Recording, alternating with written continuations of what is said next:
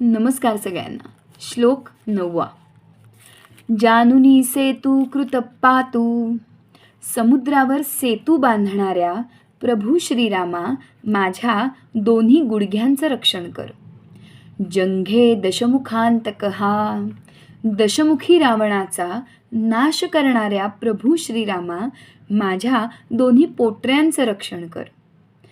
पादौ बिभीषण श्रीदह. पातु रामोखिलं वपू. विभीषणाला राजलक्ष्मी देणाऱ्या प्रभू श्रीरामा, माझ्या दोन्ही पावलांचं रक्षण कर. आणि सर्वांना आनंद देणाऱ्या प्रभू श्रीरामा, माझ्या संपूर्ण शरीराचं रक्षण कर. इथपर्यंत हे रामरक्षा कवच आहे बरं का. प्रत्येक अवयवाचा उल्लेख केला गेलेला आहे.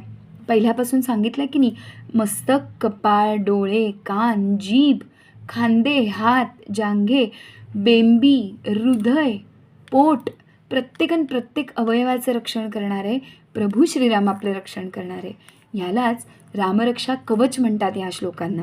आणि म्हणूनच रामरक्षा महत्त्वाची आहे, खूप खूप महत्त्वाची आहे. झोपताना ऐकून झोपी जा आणि लवकरात लवकर पाठ करूया.